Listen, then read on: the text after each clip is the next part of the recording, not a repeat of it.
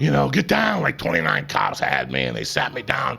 You're being charged with kidnapping 1, kidnapping 2, aggravated robbery, second-degree burglary. Oh boy.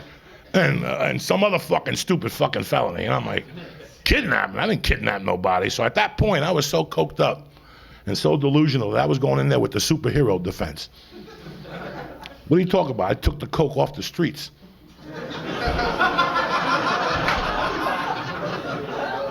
You should give me a cape. That's street value, like 80,000. I took it off the fucking street. Where is it? I lit it on fire. I saved you guys a job, the taxpayers. That was my defense. That was in the back of my mind. I'm gonna go in there and tell them I was working like a superhero. For who? For myself. Me and fucking Gotham City.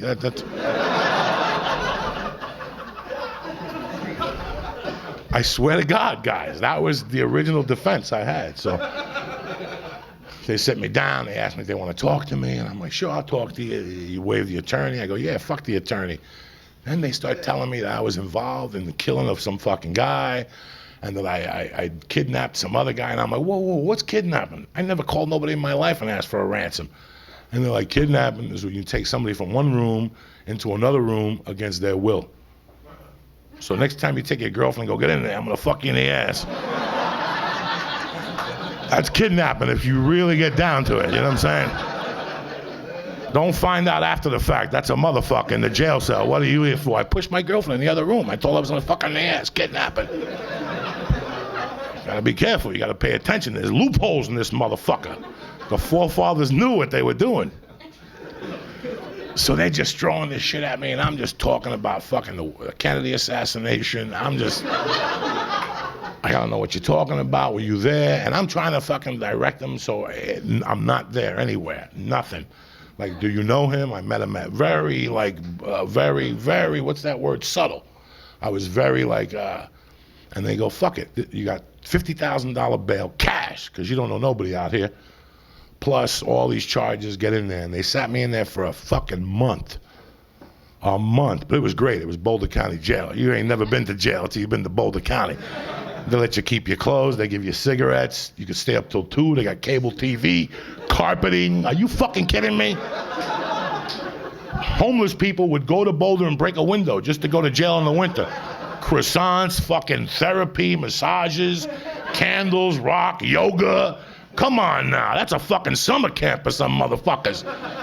They had a unit, like you got promoted up the system. By the time I left, I was in red. I was wearing my own clothes, fucking watching TV till 3 in the morning. HBO in Boulder County Jail, not no more. They got hip and now you're in a fucking tin can with a black and white TV, no cigarettes. This is when jail was jail. It was a fucking paradise. You didn't mind. I'm fucking getting locked up for a week. Fuck it, I'll catch up on my reading. You went to the library, you know, it wasn't bad. I get into that, and I had been in trouble before. I had been in county jails overnight, but this was a stint, you know, and I'm in there, sitting there, and the in-laws that fucking hated me, she finally went to him and said to him, you know, he got in trouble, and he said, let me go talk to him, and if he tells me the truth, I'll let him out. I'll bail him out.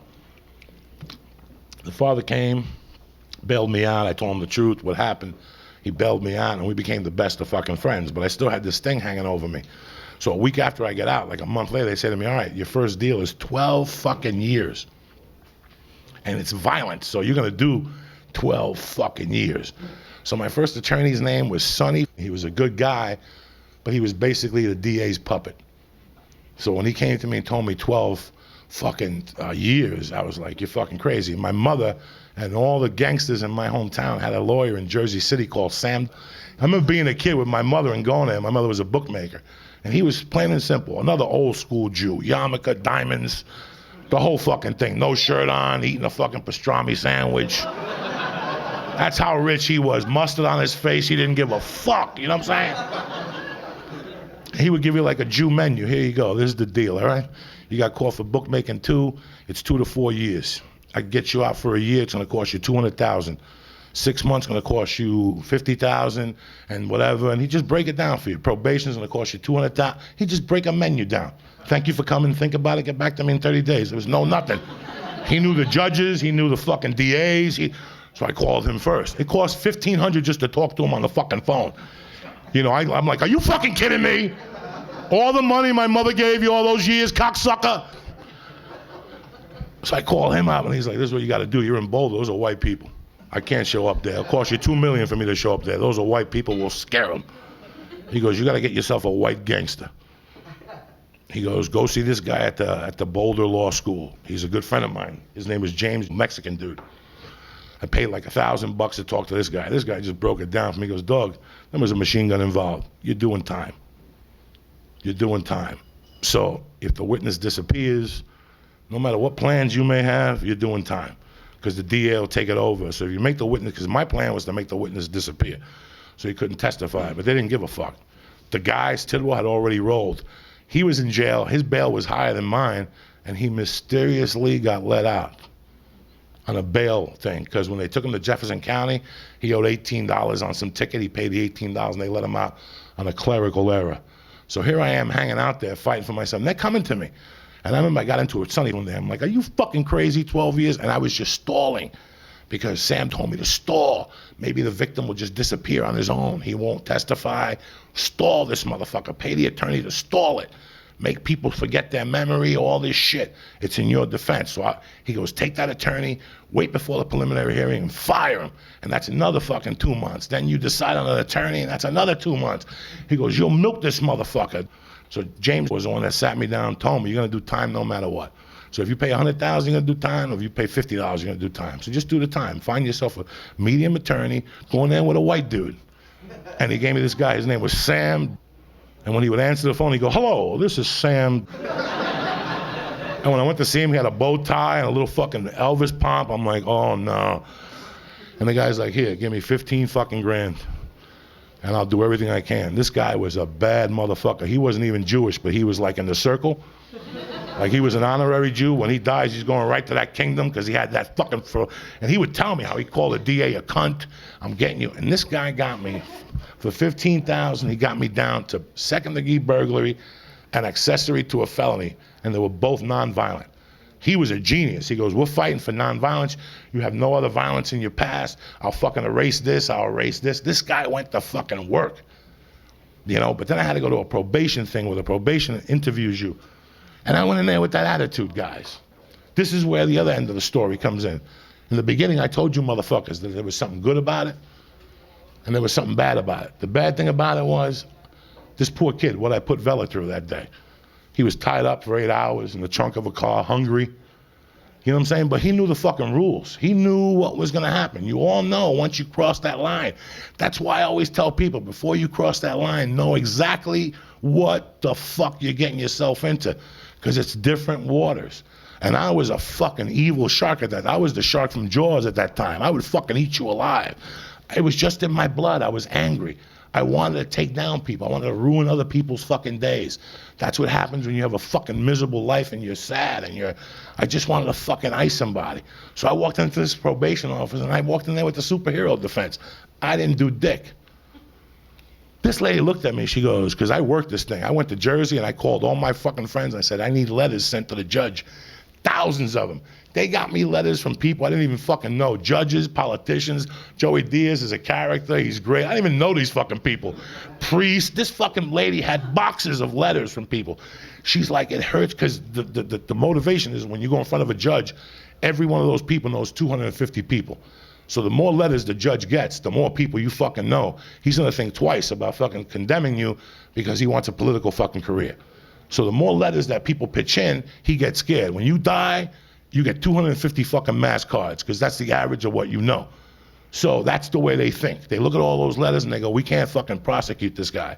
So the plea bargain was 6 years, whatever. It could be prison for 6 years, community corrections for 6 years, but I could have beat it. That fucking, when I was talking to that probation officer, and I did the one thing that if you don't do in fucking life, you'll never grow. I didn't claim responsibility. I did not claim responsibility. If I would have gone in there to that dirty bitch, because she was from New York too, she was crazy. I would have said, listen, I had a bad fucking day. I snorted some blow, I woke up, and I went and fucking ganglanged this motherfucker and tied him up. She would have said, you know what, I'm gonna give you 90 days. Because they even said it. They even like, the psychs came in and they were like, there's 90% chance of no recidivism. He'll never get in trouble again. I got everybody involved. I paid psychiatrists, I paid a public investigator, I fucking paid out the ass. And the beauty of it was, you know what I made for all that fucking coke? I made $18,500. You know what the attorney cost me? $18,000. So it cost me 4 years of my life and $500 to do that stupid fucking day. But if I wouldn't have done that, think of all the things that wouldn't have happened. Like, yeah, I feel bad for Tidwell, and I'm gonna have to answer to St. Peter when I fucking go up there. He's gonna say, dog, you got a fucking mark. You kidnapped this fucking kid. What were you thinking? Catholics don't act that way. You follow me? I'm gonna have to answer for that. I answer for that every day of my fucking life. But what I got from it was, I learned to claim responsibility, which once you claim responsibility, that's the most important fucking thing in the world. Anything is possible after that. Once you go, you know what? I fucked up. I shouldn't have put my dick in your ass. It was dark. I couldn't find the hole. Sometimes you say, well, you put it in my ass. What type of savage are you? It's fucking dark. You should have just right from the beginning. You're over there playing tough to get. You know, because, and I sit there and I knew I was gonna get locked up and I fucking trained for it. Like I lifted weights, I joined the swimming club, I rode a bike, I worked on asshole tightening exercises. I had that shit done. You know, and it's like my life is so lucky. And before that, I was telling my friend last week that I even got blessed on the way into prison because I knew a guy in Boulder that had been through the system. And I met him, my father-in-law was his insurance guy, and he crashed up 2 Maseratis or something one week. The guy was a coke dealer, was a computer nerd, and just went fucking crazy. But he liked me, and he goes, listen, he broke it down for me. He goes, you're either gonna go to Rifle or Golden, you're gonna go here for 6 weeks. He goes, let me make a call, so when you get to that diagnostic, you're gonna be fine. You know, so I was like, are you fucking serious? And this guy wasn't a mobster or a gangster. He was just a regular white fucking nerd that liked computers. He knew how to fucking do all that crazy shit. So it was so funny because even till the moment I went to sentencing, like the whole time I kidnapped him and I went to probation, I never claimed it. I kept saying, I'm gonna get away with this. I kept snorting blow and fucking lying and calling long distance on people's phones and just doing shitty things. I kept saying, I'm gonna get away with this. And I was going to sentencing August 15th, 1988, and they called me Friday at 4 o'clock to tell me community corrections did not accept me. That means that they wouldn't put me in county jail for 90 days and let me do a halfway house. That means I was going to prison. End the fucking story. I was told on a Friday at 4 o'clock. And I thought about abandoning ship. I really did. My friend had a dealership of Hertz in fucking some country, and he goes, I could have gone there and managed it and came back. I had all these opportunities. I knew people. But I fucking also knew that if I didn't take care of this, something inside of me, bro, I would have ran. 80% of me wanted to fucking run. I'm not gonna sit here and lie to you. But that 20% was like, you know what, bro, this is the beginning of your manhood. And I remember going to that, I snorted coke all fucking weekend. My friends flew in, coked up, like 9 of them flew in from Jersey Monday morning. My sentencing was at 10. They got white rings around their nose. They got chicks with them. You think it was like fucking, what's that show? Beach show with the fucking Guidos. It was like that. They were all suntan with tank tops on and shit. I got a suit on, I'm looking at these guys, and I'm like, who's got the fucking coke? They had coke on them. They were still up from the night before. This is how crazy I was. I'm going in front of a judge, and I'm like, you know what, bro? Let me go take care of this, and then we'll go back to the house and party. This is how fucking delusional I still was up to the part. And you guys see me here. I could talk and yell and all this shit, and I rant, and they mention my name, Jose Diaz. That's why when telemarketers call me and they say Jose, I don't fucking agree to nobody. If you call me and ask for Jose, it's Joey, you got the wrong number, bitch. Click, and I hang up. Jose is always a bad number right there for me. Whenever they say Jose, that's never fucking good. I always take a pause. So Jose Diaz, I go up there with Dubois. He goes, you know, blah, blah, blah, blah, you kidnapped somebody. And then he read it to me. He's like, listen, you wouldn't have fucking gone to jail, but you didn't accept responsibility. He goes, I want you to go in there, I'm gonna sentence you to prison. No, he didn't say that at first. He goes, I really want you to think about it, blah, blah, blah. And I'm still in the back of my mind going, I got this motherfucker beat because I'm Johnny Charisma. I'll rock and roll my way out of this one. What do they call that when you chuck and jive? That's what the DA said to me. He goes, you've been chucking and jiving all your life. It's time to pay the fucking piper. That motherfucker had me pinned. And he goes, Jose Diaz, got any word to say to yourself? And you guys see me, how crazy I am? I went to talk, and my voice went. I was like a little girl. I was like, yeah. And he goes, okay then. And this motherfucker looked at me, goes, get up, you ready? And I'm like, yeah. And I remember looking at my buddies like, watch this. And this guy goes, boom! 4 years Department of Corrections, and the room froze. And I'm like, what this motherfucker say? And he goes, 4 years DOC, you're going away, I'm sorry. I go, and I'm like, these guys got an ounce of coke. I get the attorney, I go, listen, talk to this motherfucker, see if I can stay out till Wednesday or Thursday. Tell him I gotta take care of shit, we got this. The attorney turns around, he goes, Your Honor, Joey has to take care of a lot of stuff. Is it okay if he gets a reprieve till Thursday? This motherfucker looked at me, goes, boom, right now, you're going away. Everything just fucking went out of my body. Everything, just, guys, you have no idea. And I remember turning around, trying to like reach for the coke, like I was falling off a cliff. Like it was it, that was it. And I had my suit on, I went, they put me in a cell with a camera, and I'm in there for like 15 minutes. It's getting hot in there, and I go to take the jacket off, and I go in the pocket, and there's like an envelope in there with a little bit of fucking coke. And I was like, oh my God, God is with me again. And there was a camera, and I went under the camera and fucking snorted the coke and passed out. Passed out from the end of the stress. I accepted what had happened. I accepted what had fucking happened. That was it. There was no going back. There was no mommy. There was no nothing. I had to pay for it. And I remember as I was getting in that cell, guess who walked past me with a fucking mop? Tidwell. He was a fucking trustee, so he ratted. He didn't rat against me in trial at the sentencing, but his testimony was the one that fucking nailed me. He said I had tested. My attorney fingerprinted the machine gun and the handcuffs and all that shit, and they found Dick, so he started looking bad, so that's what happened. But, like I told you guys in the beginning, it was a bad day or it was a good day, depending on how you motherfuckers look at it. You make the call. It's what I got out of it. Because when I went to prison, I realized I could do stand-up comedy. You know, I realized a lot of fucking things, and I came out, and I still stayed a criminal for 10 fucking years. I'm not gonna lie to you. I'll still shoplift a lighter from 7-Eleven if you let me. If you let me, just out of GP, just to let myself know I still got it, you know what I'm saying? I'll go in there and get a water. When that guy turns around, I'll clip a fucking lighter. I'll do it as I'm putting my hand, I reach for the dough. I got the lighter already in my hand. That's how bad to the bone I am. And when I walk out, I feel fucking bad. God's gonna punish me, but I gotta test myself. But that's as far as I test myself. It's not like I'm kidnapping people anymore, you know what I'm saying? That's as good as it gets, man. So, thank you very much. I'm sorry I took you to deep waters tonight. That's some deep fucking waters. Like I said, I didn't want you guys to, you know. And the aftermath of this is, fucking Vella's on Facebook, and I Facebook him on every anniversary of the kidnapping. I really do. I swear to God, I fucking Facebook him, friend request, and this motherfucker, till this day, what is it, 87, 97, it's like 25 fucking years, this guy will still, and every year on November 18th, I hit him up, hey cocksucker, how you doing? And he refuses to forgive me. And it's funny because I swear to God, I saw him in 94 at Pearl's at a bar on Boulder. And he was in really bad shape. He was fucked up. By that time, he was on heroin.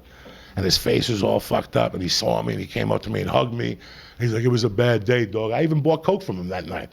He's like, again? And I go, just sell me what you got. And he gave it to me, and he hugged me, and he forgave me. He goes, I really forgive you for what happened. And he was nodding on the heroin. And that night, I realized how bad I fucked up, because this poor kid never really recovered from it. He looks good on Facebook.